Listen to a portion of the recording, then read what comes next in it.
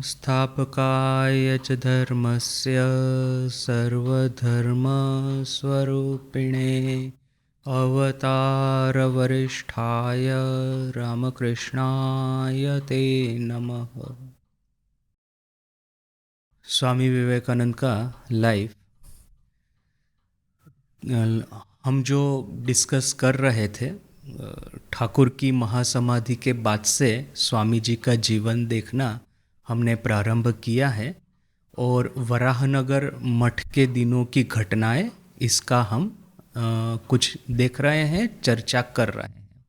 ये जो मटेरियल है मैंने विभिन्न सोर्सेस से इकट्ठा किया है और ये जो पीरियड्स, ये चैप्टर्स, ये पॉइंट, ये डिवीज़न जो है, ये स्ट्रक्चर जो है वो मैंने अपने से बनाया है। तो ये लाइफ इन वराहनगर मठ, इस पीरियड को हम देख रहे हैं। ऑलरेडी हमने देख लिया कि विरजानंद जी ने वराहनगर मठ का किस तरह से डिस्क्रिप्शन दिया, किस तरह से शशि महाराज मठ में सभी की सेवा करते थे। ठाकुर की सेवा तो करते ही थे किंतु सभी गुरु भाइयों का भी किस तरह से ख्याल रखते थे। पीछे में एक बागान था, वहाँ पे सब्जियाँ वगैरह उगती थी, तो जब मठ में कुछ खाने के लिए नहीं रहेगा तो शशि महाराज वहाँ गार्डन में जाकर के वो सब्जी वगैरह काट के ले आएंगे। वहाँ पे एक उड़िया माली भी रहता था, वो चिल्लाता भी था कि अरे अरे क्या कर रहे हो, सब खा लिया, सब ले लिया, मत लो मत लो, ऐसा बोल के चिल्लाता भी था। तो किंतु फिर भी शशि महाराज उसको नज़रअंदाज करके, उसको इग्नोर करके अपने आनंद में गो भरे बांग्ला तेलुगु, तो वो अपने आनंद में वो मठ में चले आते थे। तो अभी क्या है कि उस उड़िया माली का वैसे हमारे साथ में अच्छा रिश्ता था मठ के साथ में। जब भी मठ में प्रसाद, मिठाई वगैरह कुछ होता था तो उसको भी दिया जाता था। तो वो एक हमने देखा और फिर देखा कि साथ में ही किस तरह से गंभीरानंद जी शशि महाराज की आरती का वर्णन करते हैं, बड़ा ही सुंदर। और गंभीरानंद जी की, माने क्लासिक गंभीरानंद जी की स्टाइल में ये जो पूरा सेंटेंस लिखा है, उन्होंने क्या कहा है, उन्होंने যখন তিনি ধূপ ধুনা খোল करताल बाध्येर मध्य आरतीर शेष भागे।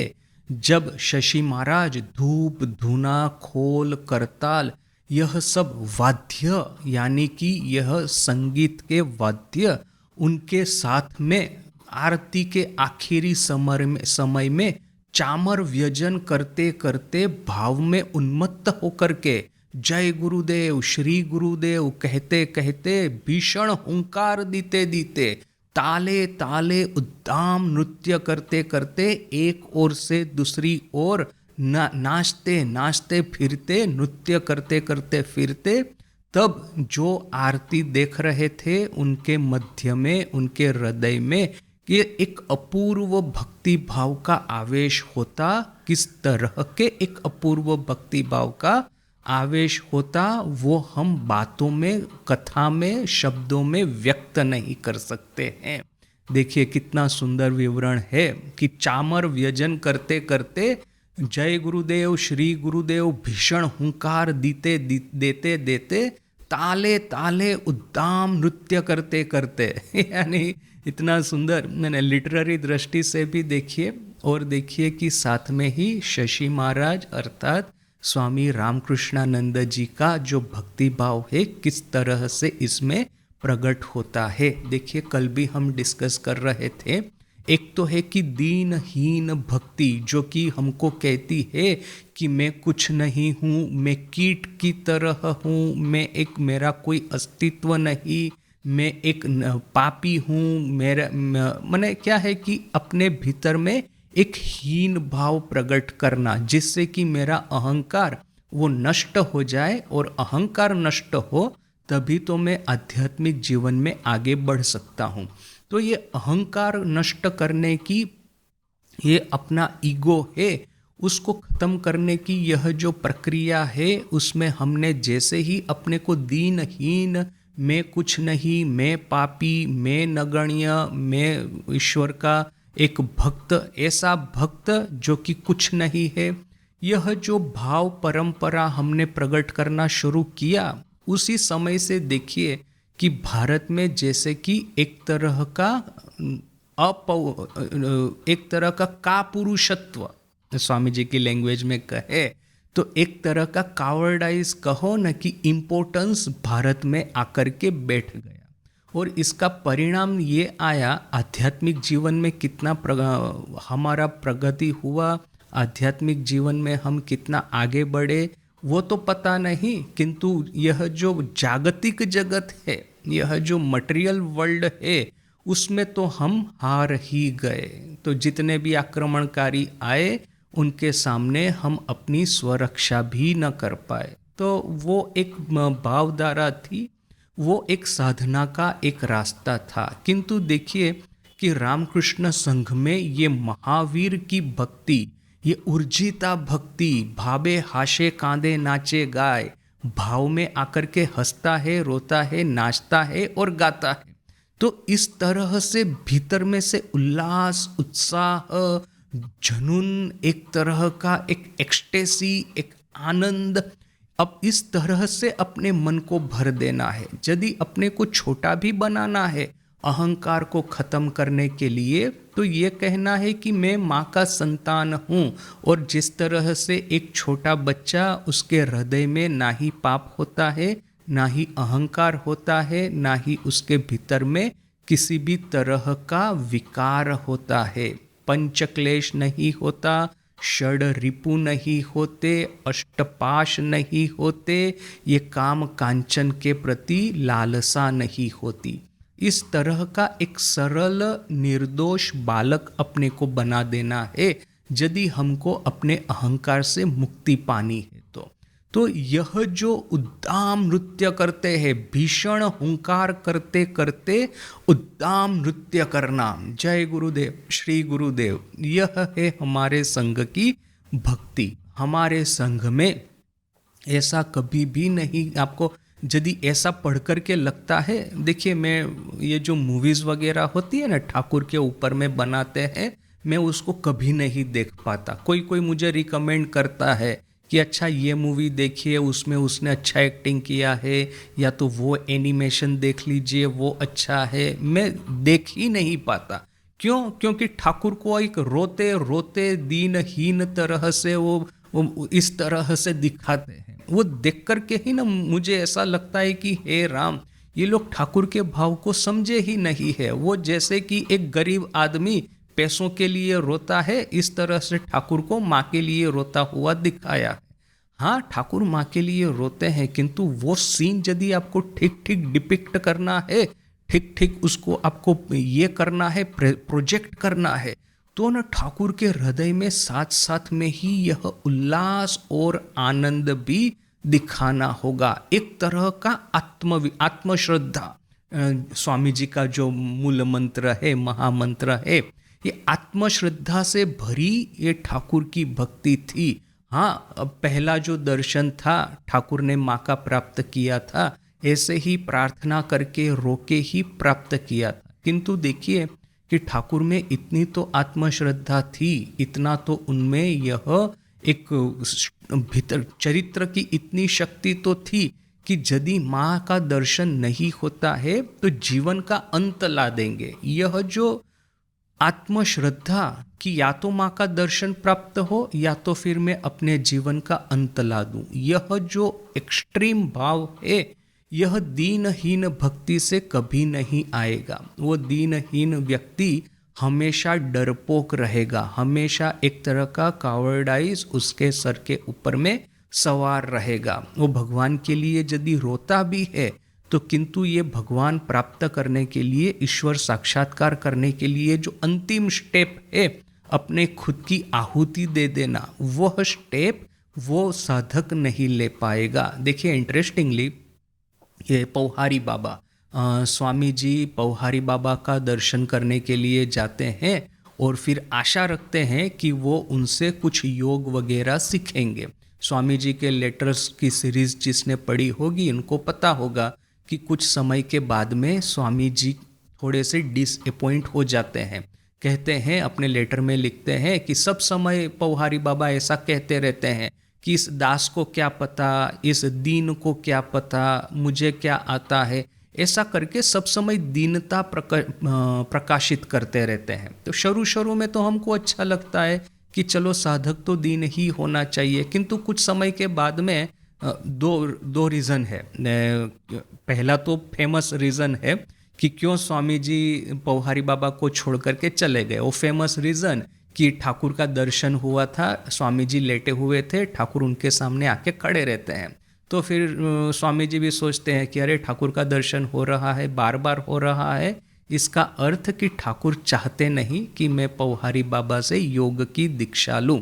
तो वो तो एक फेमस रीज़न है ही है, किंतु साथ में ही स्वामी जी अपने लेटर में लिखते हैं कि क्यों एक तरह से वो डिसअपॉइंट हो गए, डिसएंचेंटेड हो गए पौहारी बाबा से, क्योंकि इस सब समय दीनता प्रकाशित करते रहना, दीनता प्रकट करते रहना कि मुझे कुछ नहीं आता, इस दास को क्या आता है। तो स्वामी जी बोलते हैं कि यदि उनको नहीं ही आता है, नहीं ही सिखाना चाहते हैं, ऊपर से कभी कभी तो ऐसा लगता था वो स्वामी जी से पूछ रहे हैं कि इसका क्या अर्थ है, उसका क्या अर्थ है, तो यदि मुझसे ही सीखना चाहते हैं तो फिर इनके पास में पड़े रहने से क्या लाभ है। ऐसा एक डिसअपॉइंटमेंट स्वामी जी अपने पत्र में व्यक्त करते हैं। किंतु देखिए आखिर में यही पौहारी बाबा है कि उनका मृत्यु कैसे हुआ। तो हमको पता है कि एक बार उनकी गुफा में से ये धुआं निकलने लगा, लोगों ने जाकर के देखा तो उन्होंने अपनी खुद की ये अग्नि में समाधि दे दी थी। तो देखिए कि भले ही चाहे पौहारी बाबा दीनता प्रकट करते हो, भले ही चाहे स्वामी जी उनसे डिसअपॉइंट हो गए हो, उनमें यह आखिरी स्ट्रेंथ बची थी कि ईश्वर प्राप्ति के लिए या तो फिर जिस तरह की साधना के मुकाम पे वो पहुँचे होंगे, वहाँ पे उनको ऐसा लगा होगा कि हाँ अभी आत्म बलिदान देने की आवश्यकता है, तो उन्होंने आत्म बलिदान भी दे दिया। उससे वो थोड़े से भी झिझके नहीं, थोड़े से भी उनको हेसिटेशन नहीं हुआ। तो देखिए कि यह आत्म बलिदान दे देना, यह आध्यात्मिक जीवन की यह जो एक सर्वोच्च साधना के रूप में है, वो कब होगा जबकि मेरे भीतर में वो एक भयानक एक स्ट्रेंथ ऑफ कैरेक्टर होगी। यदि ये स्ट्रेंथ ऑफ कैरेक्टर नहीं होती है, ठाकुर जिसको कहते हैं मन मुख एक करना, जो मन में एक बात रखते हैं मुंह में दूसरी बात कहते हैं, इस तरह के लोगों के भीतर में चरित्र की शक्ति नहीं होती। हिंदी में जो कहावत है मुख में राम बगल में छुरी, अर्थात कि मुंह से तो राम राम का नाम लेता रहेगा किंतु उसने अपनी बगल में एक छुरी छुपा करके रखी है। जैसे ही आपकी पीठ उसकी ओर हुई, सीधा उसने पीठ में छुरी मार दी। तो इस तरह के जो चरित्रहीन व्यक्ति है, वे लोग चाहे जितना ही मुंह से राम राम बोलते रहे, वह आध्यात्मिक जीवन में बहुत ज़्यादा कुछ नहीं कर पाएंगे। जबकि यह मन मुख एक करना, मन में जो है वही मुंह पे बोलना, यदि मन में ऐसा आया आध्यात्मिक इस मंजिल पे पहुँचे हैं कि अभी आत्म बलिदान देने की आवश्यकता है, उस दिन उन्होंने आत्म बलिदान यदि दे दिया, तो फिर देखिए कि वह जो साधक है सर्वश्रेष्ठ साधक है। तो ठाकुर जिस तरह से अपना गला काटने को प्रस्तुत हो गए थे, यह पौहारी बाबा ने जिस तरह से वास्तव में चिता में अपनी आहुति दे दी, अग्नि में आहुति दे दी अपने देह की, वैसे ही शशि महाराज की कहानी हमको पता है कि माँ शारदा और स्वामी ब्रह्मानंद राजा महाराज, इनको दक्षिण भारत में लाने के लिए उन्होंने इतना उद्यम किया, इतना उन्होंने परिश्रम किया, और उसी समय उनके लंग्स का ये जो रोग है टीबी, वो पकड़ में आ गया था। किंतु उन्होंने सोचा कि यदि मैं अभी प्रकाश करता हूँ, अभी मैं सबको बताता हूँ कि हाँ मुझे ये रोग हो गया है, तो राजा महाराज या माँ वहाँ पे आएंगे नहीं। तो फिर क्या होगा कि साउथ इंडिया में इनका पदार्पण हो, ये साउथ इंडिया के भक्तों को उनका आशीर्वाद मिले, यह जो उनकी मंगल कामना थी शशि महाराज की, वो पूर्ण होगी नहीं। तो उन्होंने अपने देह का बलिदान देकर के भी, अपने स्वास्थ्य का बलिदान देकर के भी माँ और राजा महाराज का दक्षिण भारत में तीर्थ यात्रा उन्होंने करवाया। और फिर आखिर में जब वो बीमा ये जो दोनों वापस चले गए, इसके बाद में जब उनकी बीमारी बढ़ना शुरू हो गया, जब बेलूर यहाँ उद्बोधन, अभी तो हमारा हेडक्वार्टर बेलूर मठ है, तो हम लोग कहते हैं बेलूर मठ को पता चला बेलूर मठ ये करेगा, किंतु उस समय उद्बोधन था हेडक्वार्टर, क्योंकि शरत महाराज, हमारे जनरल सेक्रेटरी महाराज वहाँ पे बैठते थे। तो जब उद्बोधन को पता चला, उद्बोधन में पता चला शरत महाराज को, तो उन्होंने कहा होगा कि भाई यहाँ पे आ जाओ ट्रीटमेंट के लिए। तो उस समय जब शशि महाराज कलकत्ता वापस आ रहे थे, वहाँ उड़ीसा में कहीं पे कोठार, मोस्ट प्रोबेबली वहाँ पे राजा महाराज के साथ में मुलाकात हुई। गाड़ी जब रुकी तो राजा महाराज उनके साथ में बात करने के लिए आए। तो राजा महाराज ने कहा, भाई तुम ये रकम करे निजर देहोपात करे छो, भाई तुमने इस तरह से अपना देह पात कर दिया, अपने स्वास्थ्य का बलिदान दे दिया। तो उसमें अभी शशि महाराज क्या कहेंगे, जो आध्यात्मिक जीवन में आत्म बलिदान देने की चरित्र की शक्ति जिसमें हो, वही ठीक ठीक भक्ति का अधिकारी है। वरना तो फिर मैं उनका दास हूँ, मैं उनका सेवक हूँ, ऐसा हजार बोलते रहेंगे। और यदि ईश्वर की आज्ञा हो गई कि हाँ इस कार्य के लिए अपना बलिदान देना होगा, आत्म बलिदान, तो फिर उसमें डर गए तो फिर वो भक्ति, वो दासत्व, वो कहाँ पे रह गया आपका। तो यहाँ पे भी यह जो उद्दाम नृत्य करते थे, भीषण हुंकार करते थे, यह जो उन्मत्त होकर के भीषण हुंकार और ताले ताले उद्दाम नृत्य, यह शशि महाराज को शोभा देता है। क्यों? क्योंकि उनके भीतर में वह चरित्र की शक्ति भी थी, आत्म बलिदान देने की क्षमता भी थी, और साथ में ठाकुर की यह ऊर्जिता भक्ति, यह उन्होंने ठीक ठीक अपने में उन्होंने ग्रहण की थी। वरना तो फिर ये मूवी के ठाकुर को देख करके, न कि माँ काली के सामने वो दीन होकर के एक बूढ़ा आदमी, एक गरीब आदमी पैसों के लिए जिस तरह से रोता है, इस तरह से ठाकुर को जो दिखाते हैं मूवी में, जिसके चरित्र की कोई स्ट्रेंथ नहीं दिखाई देती चेहरे पे, ना ही जिनके ये एक डिटर्मिनेशन, भीतर में आत्मश्रद्धा, आत्म बलिदान देने की कैपेसिटी, वो स्ट्रेंथ दिखाई ही नहीं देती। एक रोते हुए ठाकुर को डिपिक्ट करना है, उनको दिखाना है वो पर्दे के ऊपर में, सिनेमैटिक स्क्रीन के ऊपर में, तो बस जैसे एक आम आदमी रोता है वैसे ही किसी एक रोते हुए एक्टर को लाके बिठा दिया। तो देखिए इंटरेस्टिंगली गिरीश घोष का बुद्ध चरित बोल करके एक नाटक था, बुद्ध चरित एक से आई थिंक वही नाम था। तो इस नाटक का जो ये एक्टर था, जो भगवान बुद्ध का अभिनय करता था, तो उसका काफ़ी एक हो गया था कि बहुत अच्छा अभिनय करता है। तो अभी हुआ ऐसा, ये वही वराहनगर मठ के दिनों की ही घटना है, ठाकुर की महासमाधि के बाद की ही घटना है। तो गिरीश घोष अपने घर में बैठा है और ये जो बुद्धदेव का जो अभिनय कर रहा वो एक्टर भी वहाँ पे बैठा है और स्वामी जी भी वहाँ पे थे। तो ये तो नरेन उस समय का, मैंने स्वामी जी का नाम तो मैंने संन्यास तो ले लिया है, किंतु यंग थे स्पिरिट में और एज में भी, और नहीं स्नान करना रेगुलरली, नहीं ठीक ठीक कपड़े पहनना, नहीं खाना ठीक से मिलता था, तो चेहरा एकदम रुक्ष हो गया था, बाल भी रुक्ष हो गए थे। ऐसा लगता था जैसे कि एक अघोरी बैठा हो ना, इस तरह से स्वामी जी को देख के लगता था।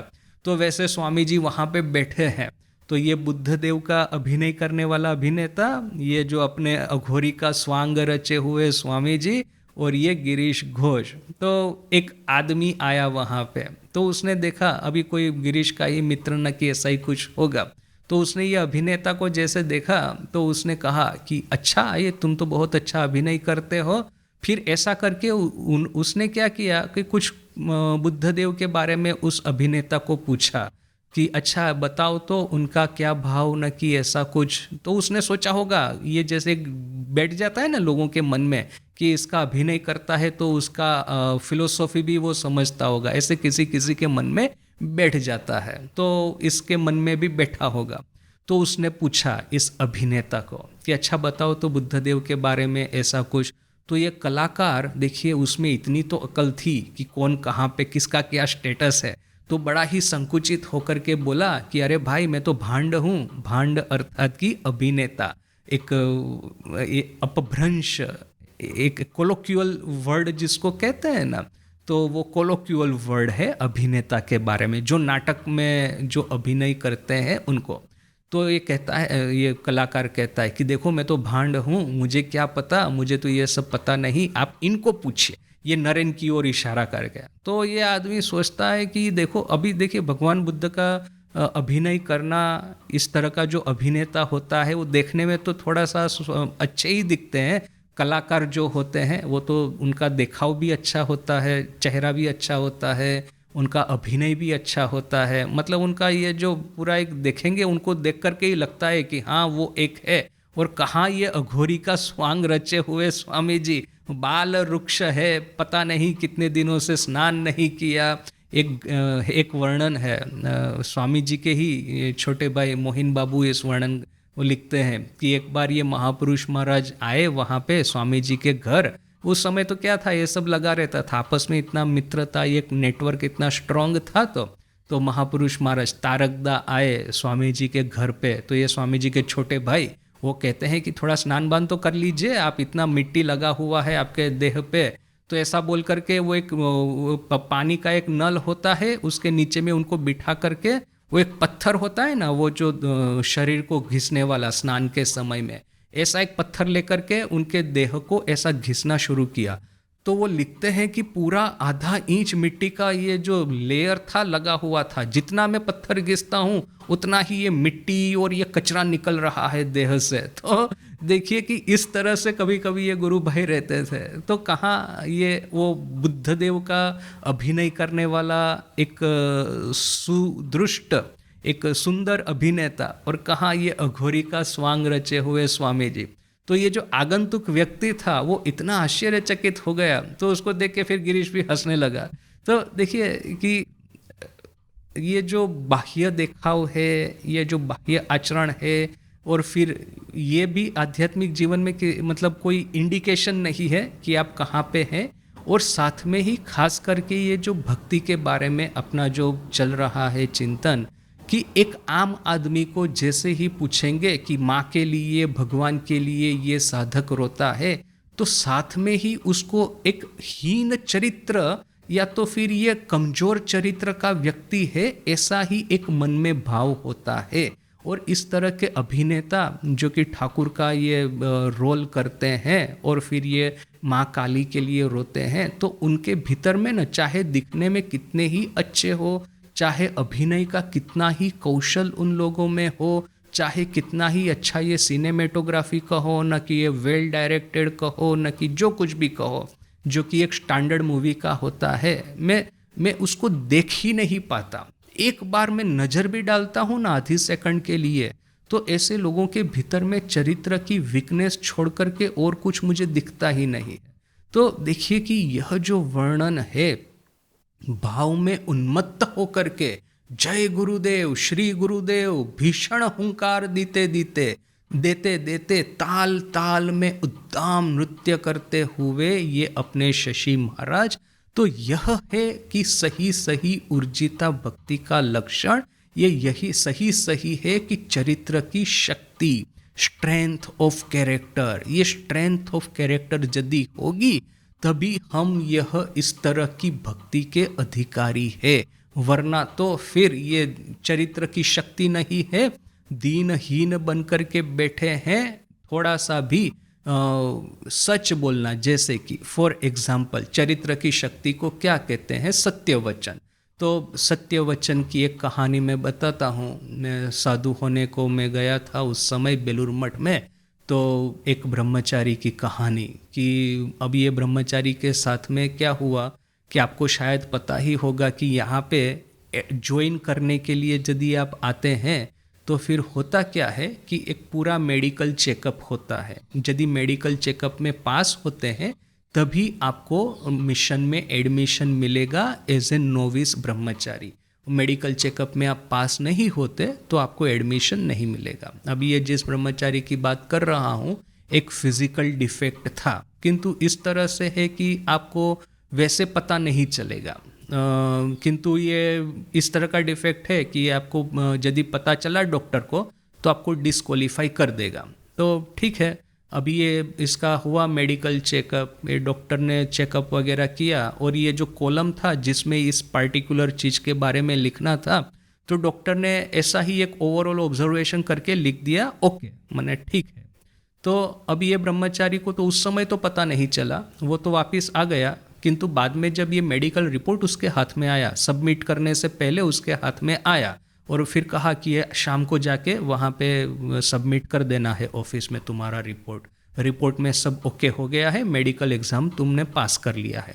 तो ये ब्रह्मचारी देख रहा है रिपोर्ट, तो उसमें वो जो पार्टिकुलर कॉलम आया कि जहाँ पे डॉक्टर ने एक जनरल ऑब्जर्वेशन करके ओके लिख दिया था, वो तो एक्चुअली ओके नहीं है, उसको that particular problem was there, किंतु वो जनरल ऑब्जर्वेशन से नहीं पता चलेगा, एक स्पेशल एक डायग्नोसिस न कि एग्जामिनेशन करेंगे तभी पता चलेगा। तो ये ब्रह्मचारी गया डॉक्टर के पास में, वो जाके कहा कि आपने यहाँ पे ये जो लिखा है कि ये पास ये एग्जामिनेशन, किंतु ये ठीक नहीं है, मुझे ये प्रॉब्लम है। तो डॉक्टर ने उसको कहा ब्रह्मचारी को कि आर यू श्योर कि तुम जो मुझे कह रहे हो, क्योंकि ये कोई ऐसा प्रॉब्लम नहीं है कि तुमको काम करने में कोई दिक्कत हो। मिशन में तो क्या है, मेनली आप सबको ड्यूटी दी जाती है, तो ड्यूटी आपको ठीक ठीक से करना है, साधन भजन ठीक ठीक से करना है। मेडिकल एग्जामिनेशन का यही तो अल्टीमेटली तात्पर्य है ना, वरना तो देखो ना 10-15 साल हो गए, कुछ ना कुछ बुखार होगा, ये होगा वो होगा, सभी साधुओं को कुछ ना कुछ तो फिजिकल प्रॉब्लम स्टार्ट हो ही जाते हैं। That is nothing to be ashamed of, कोई ऐसा टेंशन लेने की ज़रूरत नहीं है। एक तो सिंपल एक फॉर्मालिटी के लिए ये सब रिपोर्ट वगैरह है, तुम यदि कहते हो तो मैं उसको इग्नोर कर सकता हूँ।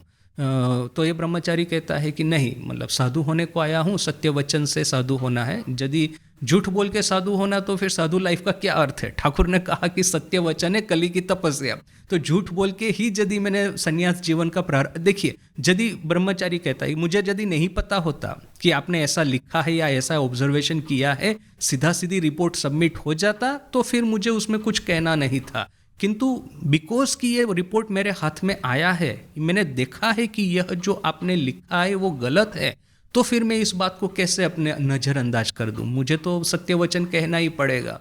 तो डॉक्टर कहता है ठीक है, मैं यहाँ पे लिख देता हूँ कि ये एग्जामिनेशन इसने पास नहीं किया, और साथ में ही मैं कमेंट को फिर से लिख देता हूँ, disqualified to become a monk in Ramakrishna order, Ramakrishna Sangh में साधु होने के लिए डिस्क्वालीफाई हो गए हैं, ऐसा बोल के वो मेडिकल रिपोर्ट उसको दे दिया। तो ये ब्रह्मचारी जाके ऑफिस में जाके सबमिट करके आया।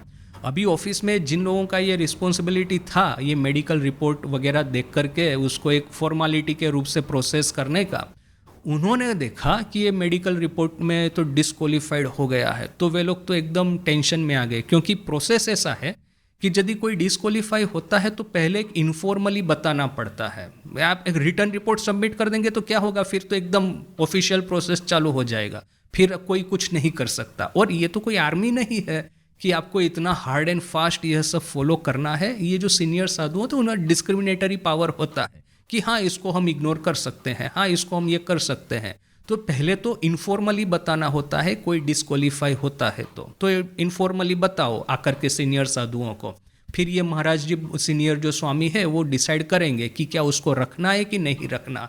और बहुत बार ये लोग रख भी लेते हैं, कर लेंगे, उसको ट्रीटमेंट का खर्चा हम दे देंगे ऐसा बोल करके रख भी लेते हैं, और फिर उस समय एक स्पेशल डॉक्टर के पास जाकर के दूसरा एक रिपोर्ट करवाना होता है, जिसमें कि ये दूसरे डॉक्टर जो होते हैं वो ऐसा लिखेंगे कि allowed to continue, in spite of this limitations he is allowed to continue, ऐसा एक स्पेशल रिपोर्ट निकलता है। देखिए रामकृष्ण मिशन में ये सब ब्यूरोक्रेसी है and which is good in a way, तो ऐसा एक करना है, किंतु ये तो सीधा सीधी ये रेगुलर डॉक्टर के पास में से रिपोर्ट लेके आया कि disqualified to continue in Ramakrishna mission, तो अभी तो हम कुछ नहीं कर पाएंगे, इसको तो निकालना ही पड़ेगा। तो बोला वो जो पीपीटीसी में उसको बोल दिया गया इस ब्रह्मचारी को कि अभी तुमको तो जाना पड़ेगा, तुम्हारा मेडिकल रिपोर्ट गलत आ गया। ये तो एक चीज़, दूसरा कि उसको डांटा बुला करके कि क्यों भाई तुमने डायरेक्ट डॉक्टर को जाके ऐसा कहा, तुम तो पहले हमको बताना चाहिए ऐसा कुछ है तो फिर हम लोग डिसाइड करेंगे। डॉक्टर ने इस तरह का दे दिया सर्टिफिकेट, अभी हम क्या करें बोल करके, तो ठीक है अभी ब्रह्मचारी भी क्या बोलेगा। तो ये सब चल रहा है। उसी बीच में फिर जो साधुओं का सीनियर जो अपने थे एडमिनिस्ट्रेशन में, उनका एक मीटिंग हुआ, बोलते हैं कि चलो इसको रख लेते हैं, कि सब कोई सीरियस कुछ नहीं है, स्पेशल एग्जामिनेशन करेंगे और फिर डिसाइड करेंगे। तो स्पेशल एग्जामिनेशन करवाया दूसरे डॉक्टर से, वो जो दूसरा वाला सर्टिफिकेट है वो करवाया कि हाँ, in spite of this limitation he is allowed to continue in our order.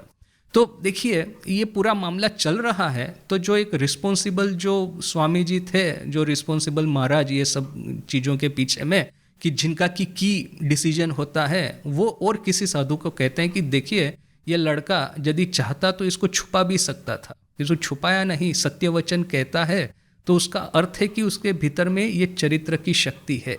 देखिए चरित्र की शक्ति कब प्रकट होती है? सत्य वचन हम कहते हैं, हाँ कहो, किंतु आपको इस समय सत्य वचन कहना है कि जबकि उसके परिणाम स्वरूप आपको नुकसान भी हो सकता है। उस समय यदि आप सत्य वचन कहते हैं तभी तो आपके चरित्र की शक्ति है, वरना तो फिर हम बोलेंगे कि हाँ, जब तक मुझे कोई प्रॉब्लम नहीं होता है तब तक मैं सत्य वचन का पालन करूंगा, दूसरों को प्रॉब्लम होता है तो होने दो। किंतु जैसे ही सत्य वचन कह के मुझे कोई नुकसान होता है तो वहां पे मैं मिथ्या बातें, झूठ बोलना शुरू कर दूंगा। तो ये तो कोई आपका सत्य वचन पालन हुआ नहीं, ये कोई चरित्र की शक्ति का ये हुआ नहीं प्रदर्शन।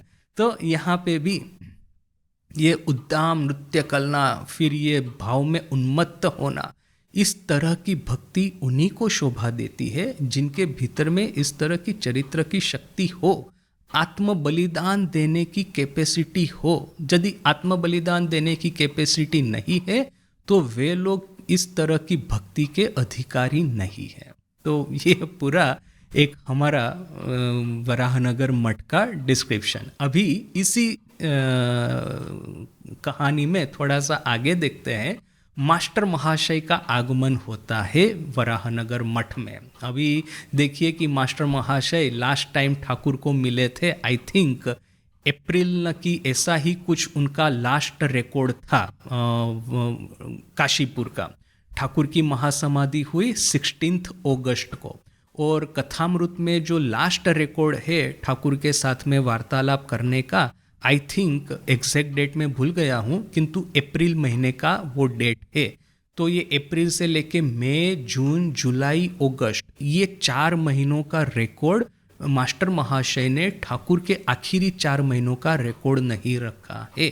और हम अनुमान कर ही सकते हैं कि ठाकुर की जो अवस्था दिन प्रतिदिन इतना कष्टकर होती जाती थी, फिर तो मुंह से आवाज भी नहीं निकलती थी। तो वो देख करके उनके हृदय में इतना कष्ट होता होगा कि वे अभी यह सब घटनावली मास्टर महाशय लिपिबद्ध ही नहीं कर पाए थे, बोल करके उन्होंने ये 4 महीनों का विवरण छोड़ दिया है। शरद महाराज ने भी काशीपुर के दिनों का वर्णन किया ही नहीं है। भक्तों के हृदय में इतना कष्ट, यदि याद करके भी इतना कष्ट होता था तो उपस्थित रह के ठाकुर की परिस्थिति देख करके तो कितना कष्ट होता होगा।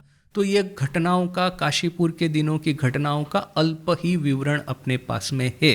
तो अप्रैल से लेकर के मास्टर महाशय ने अपनी डायरी में जो गैप लगाई है, वेकेशन लिया है उसको लिखने में, तो सीधा आता है अभी वराहनगर मठ में 21 फरवरी शिवरात्रि के दिन की बात। वराहनगर मठ की स्थापना तो अगस्त में ही हो गई थी, किंतु फिर देखिए कि अप्रैल से लेकर के स्टार्ट करके सीधा फरवरी तक ये पूरा गैप मास्टर महाशय के कथामृत के विवरण में है।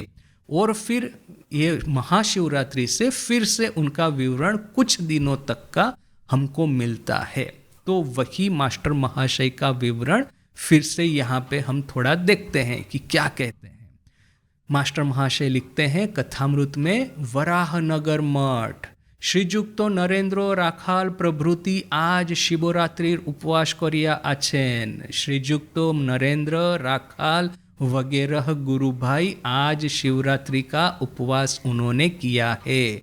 2 दिन पर ठाकुरेर जन्मतिथि पूजा होइबे। 2 ही दिन के बाद में ठाकुर की जन्मतिथि पूजा होगी। अभी यहाँ पे बेलूर मठ में भी ये जो शिवरात्रि, ठाकुर की तिथि पूजा और पब्लिक सेलिब्रेशन आपको पता होगा कि ठाकुर की तिथि पूजा तो कहीं पे मंडे ट्यूसडे को न कि ऐसा कुछ आती है, किंतु फिर ज़्यादा लोग समावेश हो ठाकुर की तिथि पूजा का आनंद प्राप्त करने के लिए, ठाकुर के पृथ्वी पे अवतरण का आनंद उठाने के लिए जो लोगों का समावेश बेलूर मठ में ज़्यादा करके हो, बोल करके एवरी संडे, नेक्स्ट संडे तिथि पूजा के बाद का जो पहला संडे आता है वो पब्लिक सेलिब्रेशन होता है। और पब्लिक सेलिब्रेशन यदि बेलूर मठ का आपने देखा होगा तो इतना आनंद, इतना आनंद, ये जैसा एक मेला होता है ना, मेले में क्या है, खाने पीने के सब स्टॉल लगते हैं, तो ये सब स्टॉल वगैरह वहाँ पे लगाए जाते हैं गंगा के किनारे पूरे बेलूर मठ में।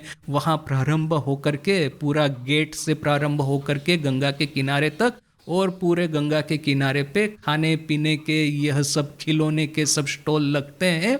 और फिर हजारों हजारों लोग वहाँ पे उस दिन सुबह से लेकर के रात तक इकट्ठा होते हैं, और रात को होती है आतिशबाजी, फायरवर्क्स। अभी तो आई थिंक फायरवर्क्स बंद कर दिया, ट्रेजेडी, एनीवे। किंतु मैं जब था बेलूर मठ में तो उस समय तो नया चालू, मैं जब पहली बार मैंने पब्लिक सेलिब्रेशन देखा था, मैं बेलूर मठ में ज्वाइन करने के लिए गया था।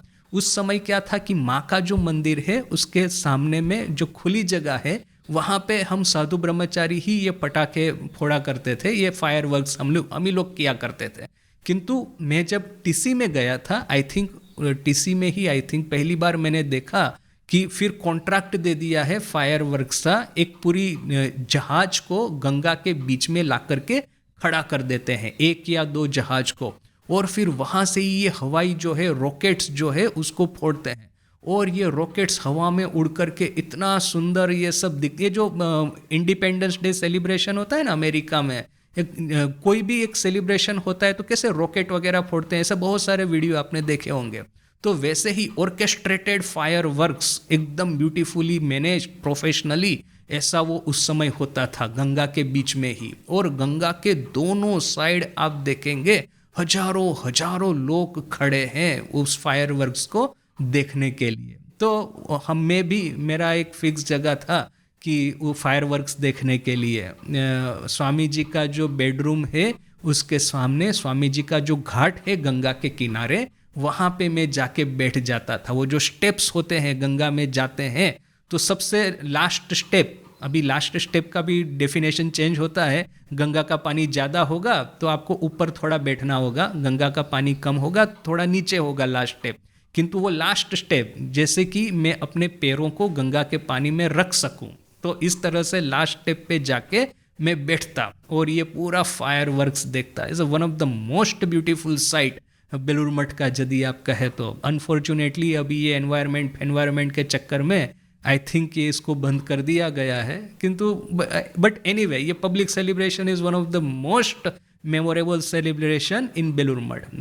यदि दो मेमोरेबल सेलिब्रेशन कहे, एक तो है कुमारी पूजा जो कि is a part of Durga Puja, और दूसरा है पब्लिक सेलिब्रेशन, और तीसरा यदि कहे तो ऑफ कोर्स कल्पतरु दिन जो कि काशीपुर उद्यान गृह में होता है। तो यहाँ पे भी और ये ठाकुर की तिथि पूजा महाशिवरात्रि का और भी एक सिग्निफिकेंस है कि फिर वो संन्यास सेरिमोनी होता है ठाकुर की तिथि पूजा की मध्य रात्रि को।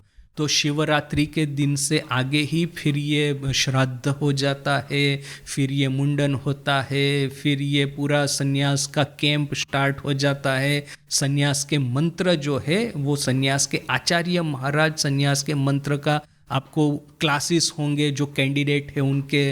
और फिर ठाकुर की तिथि पूजा के दिन मध्य रात्रि को फिर यह संन्यास सेरिमोनी प्रारंभ होगा। 2 बजे न 3 बजे तक ऐसा कुछ होता है, एग्जैक्ट टाइम में भूल गया।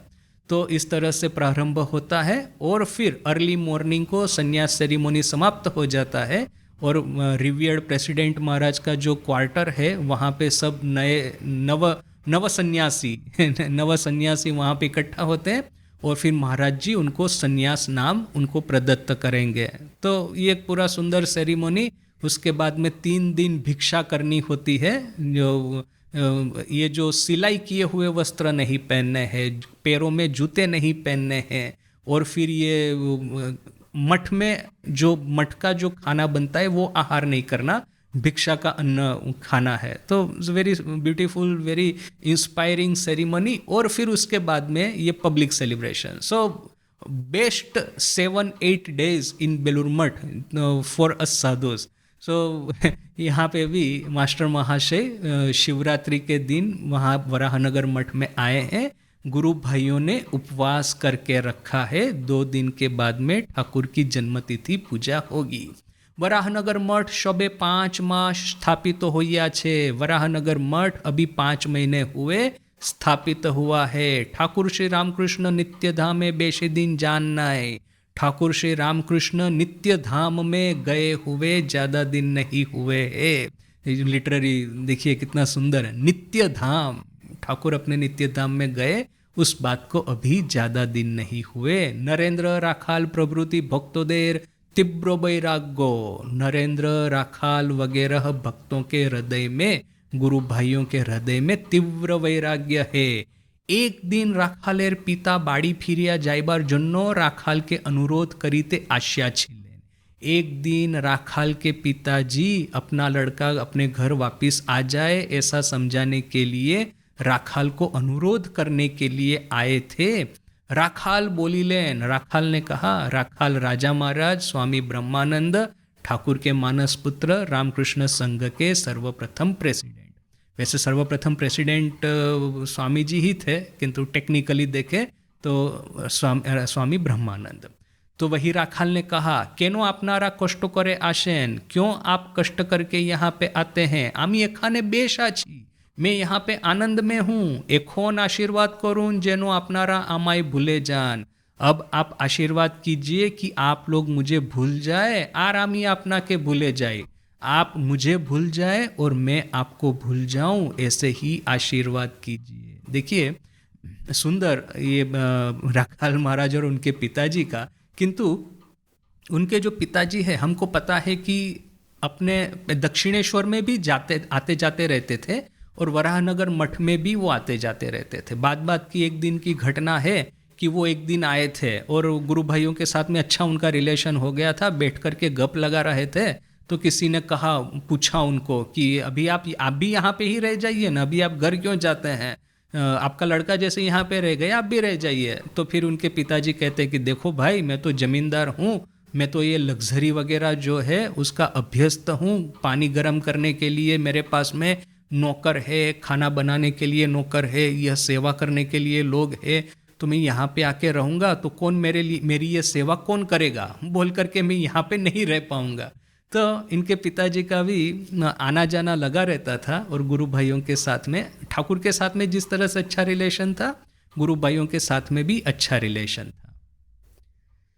शकलेरे तीव्र वैराग्यो, सबके हृदय में तीव्र वैराग्य। सर्वदा साधन भजन लैया छेन, सब समय साधन भजन को लेकर के ही रहते हैं। एक उद्देश्य किसे भगवान दर्शन होए, एक ही उद्देश्य है कि कैसे ईश्वर का दर्शन हो। नरेंद्र आदि भक्तेरा कखनो जब ध्यान करें, कखनो शास्त्र पाठ करें। नरेंद्र आदि भक्त गुरु भाई कभी जब ध्यान करते हैं, कभी शास्त्र पाठ करते हैं। नरेंद्र बोले, अभी ये नरेंद्र जो कहता है उसको लेकर के थोड़ा चिंतन करना होगा। गीताए भगवान जे निष्काम कर्मो करते बोलेन, से पूजा जप ध्यान यही सब कर्मो, अन्य कर्मो न है। गीता में भगवान ने जो निष्काम कर्म करने को कहा है वह यही सब, पूजा जप ध्यान वगैरह, और कोई कर्म नहीं। देखिए यह स्वामी जी ने बाद में जो कुछ कहा है, और इवन गीता का भी कर्सरी रीडिंग करने से भी हमको जो पता चलता है, उसके साथ में ये स्टेटमेंट का कहीं पे भी मिल नहीं हो रहा है कि गीता में भगवान ने किस तरह का निष्काम कर्म करने को कहा है। तो पूजा जप ध्यान वगैरह, और कुछ नहीं। देखिए यहाँ पे हमको बहुत कुछ कहना होगा कि नरेन ने ऐसा क्यों कहा। गीता पढ़ करके ऊपर से ही लगता है कि भगवान ने एक्चुअली अर्जुन को युद्ध करने के लिए उपदेश दिया था, नहीं कि पूजा जब ध्यान करने के लिए कर्मयोग की बात कही थी। निमित्त मात्रम भवसव्य साचिन, इसका अर्थ क्या है कि मैंने ऑलरेडी इनकी हत्या कर दी है शत्रु सैन्य की, तुम तो सिर्फ मेरे लिए निमित्त मात्र हो।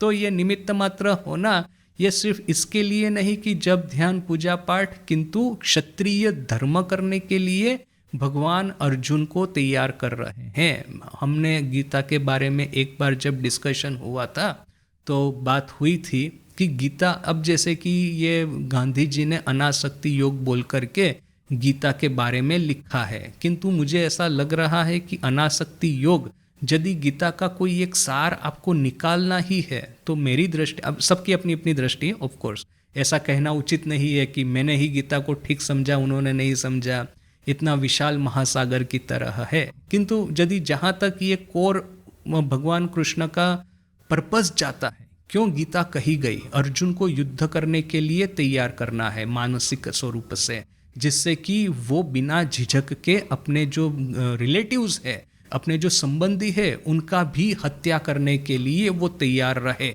तो यह जो स्वधर्म पालन करने का उपदेश है, यह भगवान कृष्ण ने अर्जुन को दिया है। तो मुझे ऐसा लगता है कि यह स्वधर्म पालन का उपदेश यही गीता का हार्द है। यदि आप ब्राह्मण है तो ब्राह्मण धर्म का पालन कीजिए, क्षत्रिय है तो क्षत्रिय धर्म का पालन कीजिए। ब्राह्मण को क्षत्रिय धर्म का पालन करना उचित नहीं इस अर्थ में कि जिनके पास में ये एडमिनिस्ट्रेटिव वगैरह जो रिस्पॉन्सिबिलिटी है, उनको फिर ये डिसीजन मेकिंग, पॉलिसी मेकिंग में नहीं आना चाहिए।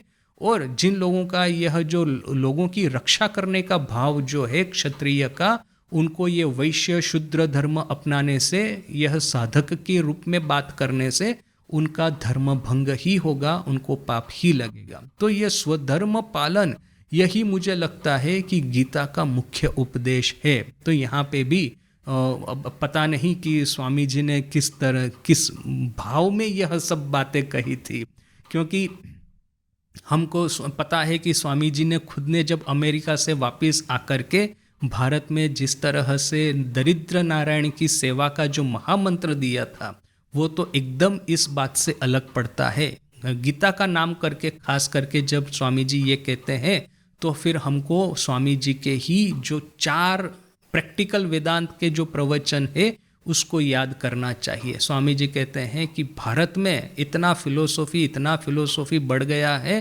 भारत जितना अच्छा ये उच्च कक्षा का फिलोसॉफी और किसी देश में नहीं मिलेगा। और फिर भारत में ही ये मानव अधिकारों का जिस तरह से ये जात वो जात निम्न जात ऐसा बोल करके हनन किया जाता है, ऐसा भी और कहीं देखने को नहीं मिलेगा। तो स्वामी जी के वो सब विचार थे।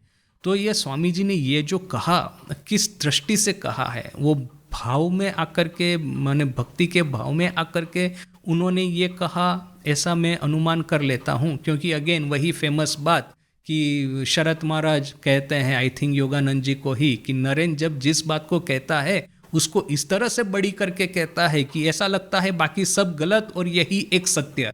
तो फिर योगेंद्र महाराज ने शरत महाराज को क्या कहा, भाई तुम माँ की शरण में आओ, माँ जो कहेगी वो सब ठीक ठीक कहेगी, तुमको इस तरह का कोई भी फिलोसॉफिकल इंटेलेक्चुअल कन्फ्यूजन नहीं होगा। तो यहाँ पे भी मुझे लगता है कि ये नरेन भाव में आकर के और इस बात को इतना बड़ा करके कह रहा है, क्योंकि उस समय नरेन भी भाव, पूजा जप ध्यान, पूजा तो नहीं, वैधि पूजा तो नहीं, किंतु एटलीस्ट जप ध्यान को लेकर के रहता था, बोल करके उसी को इतना बड़ा करके कहता है कि बाकी सब चीजें छोटी लग जाती है। और मास्टर महाशय जो है वो नरेन के इस हिप्नोटिज्म में फंस गए हैं, बोल करके उन्होंने इसको लिख लिया है। देखिए मास्टर महाशय की ये जो कश्मकश है उनके मन की, कि ये सब समय आखिरी तक जैसे कि ये कर्म योग करना कितना उचित है, वो लेकर के उनके मन में जो चल रहा था, तो उनका भी कंक्लूजन माने ही दिया। जिस तरह से शरत महाराज के मन में ये चल रहा था कि ये नरेन जब जिस समय जो कहता है इतना बड़ा करके कहता है कि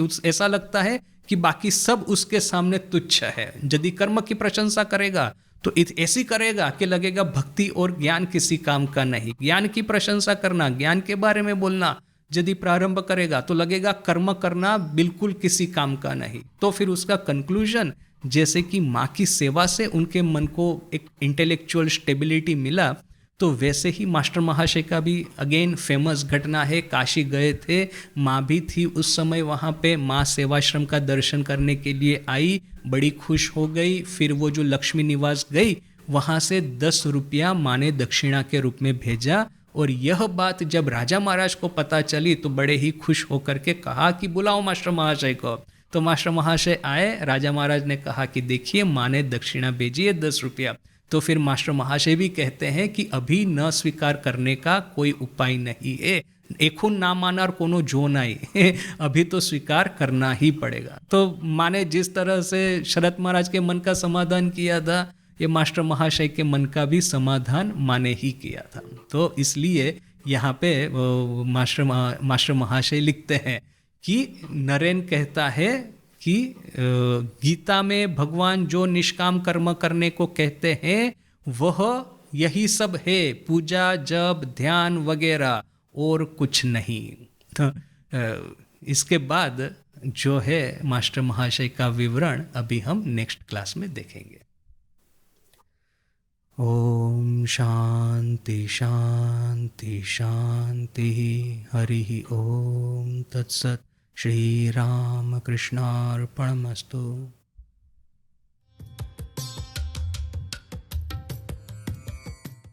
ना किंतु क्या है कि ये लोग जिस तरह से बात करते थे कोई भी कंफ्यूज हो जाएगा ना। मास्टर महाशय तो चलो लिख देते थे, किंतु बाकी गुरु भाइयों के मन में संदेह था, ये तो जग जाहिर है। मैंने ये बाबूराम महाराज ने खुद ने ये बात कही है, बाबूराम महाराज का भी सेम, कि वो काशी गए थे, मोस्ट प्रोबेबली काशी ही गए थे 1911 के आसपास में। तो बाबूराम महाराज कहते हैं उस समय मैंने स्वामी जी का कंप्लीट वर्क्स बड़े ध्यान से पढ़ा और तब कहीं मैं जाके कन्विंस हुआ स्वामी जी के कर्मयोग के बारे में। किंतु देखिए यही बाबूराम महाराज अगेन कि जब वो ढाका गए हैं तो वो निखिलानंद जी, वो तो उस समय स्टूडेंट है रेवोल्यूशनरी, आकर के इनको कहते हैं कि आपको समझ में नहीं आ रहा है कि स्वामी जी क्या कहना चाहते हैं। तो बाबूराम महाराज इतना गुस्सा हो गए, क्रोधित हो गए कि हमने जिनके साथ में घर किया, जिनके साथ में रहे सोए खाए आनंद किया वार्तालाप किया साधन भजन किया, तुम बोलते हो साले कि हम ही को वो समझ नहीं आते हैं, चलो तुम घोड़ा बनो मैं तुम्हारी पीठ पे चढ़ता हूँ। तो निखिलानंद जी लिखते हैं यो जैसे उनको घोड़ा बना के उनकी पीठ पे उठे बाबूराम महाराज, उनके मन का सब संदेह भंजन हो गया। ये ठाकुर कहते हैं ना कि ये क्या है कि जो भी पंथ पकड़ते हैं उस पंथ में निष्ठा 100% होनी चाहिए। तो चैतन्य महाप्रभु गधे को भेक पहना करके गधे को प्रणाम किए थे, अर्थात कि जो वैष्णव का ये जो पोशाक धारण करेगा, भेक यानी कि पोशाक, माला, वो चंदन का वो ये होता है तिलक, वो जो वैष्णव का एक ये रहता है बाह्य आवरण, बाह्य दिखाव, तो गधे को इस तरह से पहना करके उसको भी महाप्रभु ने प्रणाम किया। दिखाना क्या चाहते हैं कि यदि आप साधना करते हैं तो उसका ये जो बाह्य जो कुछ भी ये है उपकरण, उसको भी आपको ग्रहण करना है। तो ठाकुर ने इस तरह से साधना में निष्ठा दिखाई है। वो आप एक बार आपने अद्वैत में सिद्धि प्राप्त कर दी तो फिर ये क्रिश्चियन गॉड या इस्लामिक गॉड भी तो पार्ट ऑफ द सेम ब्रह्मन, तो मैं उसका उनको यदि मैं ये करता हूँ उपासना, तो I don't have to deviate out of my way. किंतु ऐसा नहीं, मैंने वो साधना की है तो साधना का भेक भी धारण किया है, बाह्य उपकरण है उसके सहित साधना की है, यानी कि उस साधन परंपरा में जो कुछ भी कहा गया है एग्जैक्टली उसको फॉलो किया है, सिर्फ ऊपर ऊपर से साधना नहीं की। या तो फिर जैसे कि मेरा धर्म सही और बाकी सब धर्म है, मेरे धर्म में आने के लिए स्टेपिंग स्टोन है। ये जो स्वामी जी ने कहा ना कि what was the world parliament of religion, it was a hidden show, अर्थात कि ये हिडन जो नॉन क्रिश्चियन है वो किस तरह के उटपटांग हरकतें करते हैं, लोगों को दिखाने के लिए ये पार्लियामेंट ऑफ रिलीजन बुलाया गया। भी उनको पता ही नहीं था कि ये हिडन शो करने के समय में ऐसे सब हिडन आ जाएंगे, क्रिश्चियनिटी को ही हिला के रख देंगे। उपकरण सहित वो पूजा करनी है, बाह्य वो भेक भी धारण करना है। That is that integrity of sadhana, कि हमने उसको संपूर्ण रूप से स्वीकार किया है। हमने ऐसा नहीं कहा कि अद्वैत वेदांत में जाने के लिए द्वैत एक स्टेप है, नहीं, द्वैत का अपने आप में एक इंडिपेंडेंट अस्तित्व है, उसको फॉलो करके आप वही निर्गुण निराकार ईश्वर तक पहुंच सकते हैं जहां पे आप ज्ञान मार्ग से पहुंच सकते हैं। सो प्रत्येक मार्ग का इंडिपेंडेंट अस्तित्व उन्होंने एस्टैब्लिश किया है। सिर्फ बात यह नहीं है कि सर्वधर्म समन्वय किया है, प्रत्येक मार्ग को उन्होंने वैलिडेट किया है, यानी कि आप सिर्फ क्रिश्चियन रहकर के भी साधना करना चाहते हैं, if you are honest you can do that. सिर्फ मुस्लिम रह के करना चाहते हैं, if you are honest you can do that. Swami ji ने कहा ना कि Christian is not to become a Buddhist, Buddhist not to become a Hindu, but a Buddhist has to become a better Buddhist, Christian has to become a better Christian. प्रत्येक मार्ग को Thakur validate करके गए हैं, विच इज हिज ग्रेटनेस। मनमुख एक करना। अब स्वामी जी कहते हैं कि भारत में देखिए सब कुछ धर्म के आधार पे होता है। एक लुटेरे का दल बनाता है और लोगों को लूटने के लिए जाता है, उसको भी एक धार्मिक फिलोसॉफी चाहिए। वो डाकात काली, वो जो वहाँ पे थी ना, वो तेलो भेलो के मैदान में, जहाँ पे माँ को ये डाकात बाबा, ये लुटेरे, वो उनका दर्शन हुआ था, उनका एनकाउंटर हुआ था। तो वही लुटेरों की माँ काली, उनको भी आपको बलि चढ़ाना है। और फिर यदि ये फिलोसॉफी है, आप उसको फॉलो करते हैं लुटेरे की काली को, डाकात काली को, तो यू डू इट सिंसियरली। अब कर्ता भजा संप्रदाय है, तो वहाँ पे क्या था कि गुरु की पूजा ईश्वर के रूप में करनी है। अब मनुष्य को ईश्वर के रूप में पूजा करेंगे तो करप्शन तो आने ही वाला है, उसका घमंड कितना बढ़ जाएगा। तो ये ठाकुर एक और उनकी मजाक भी करते हैं, और सामने जब गिरीश कहता है कि मैं उनके ऊपर मैं एक नाटक लिखूंगा, ठाकुर साथ साथ में कहते हैं अरे नहीं, वो भी तो एक मार्ग है। If you are sincere even that मार्ग, तो भी आपको ईश्वर साक्षात्कार होंगे। ये जो तांत्रिक लोग, शक्ति साधक, वहाँ पे जो बैठ कर के शराब पी के फिर वो जो सब नाटक वगैरह करते थे, मैंने भ्रष्टाचार करते थे, तो ठाकुर कहते हैं वो अचलानंद न की, अचलानंद मोस्ट प्रोबेबली वो जब शराब पीता है तो स्थिर बैठ के जप करता है। सो प्रत्येक मार्ग जो आपने ईश्वर के लिए डिवाइस किया है, if you are sincere you can attain God through that मार्ग ओनली। ये जो हम कहते हैं ना कि सर्वधर्म समन्वय करना है, खिचड़ी धर्म बनाना है, या तो फिर कि बाकी जो धर्म है वो यहाँ पे आने के लिए स्टेपिंग स्टोन है, that is not correct interpretation of Thakur Sadhana. Correct interpretation is Thakur प्रत्येक पाथ को वैलिडेट करके गए हैं। माँ ने और भी एक बात कही है which is more relevant to us right now, कि ठाकुर की इच्छा थी कि प्रत्येक धर्म मार्ग से ईश्वर साक्षात्कार करे, प्रत्येक धर्म मार्ग में वर्णित ईश्वर जो ईश्वर प्राप्ति का जो आनंद है उसका भोग करे। उसके लिए ठाकुर ने यह सब किया है। मैंने ऐसा नहीं कहा कि प्रत्येक धर्म सही है, एक ही ईश्वर के या एक ही अल्टीमेट रियलिटी के ये डिफरेंट ये है। वो है कि प्रत्येक धर्म मार्ग पे जिस तरह से ईश्वर की वर्णना की गई है, उस ईश्वर वर्णना का वो आनंद उठाए। मैंने माँ का अंडरस्टैंडिंग भी कितना सटल है यहाँ पे।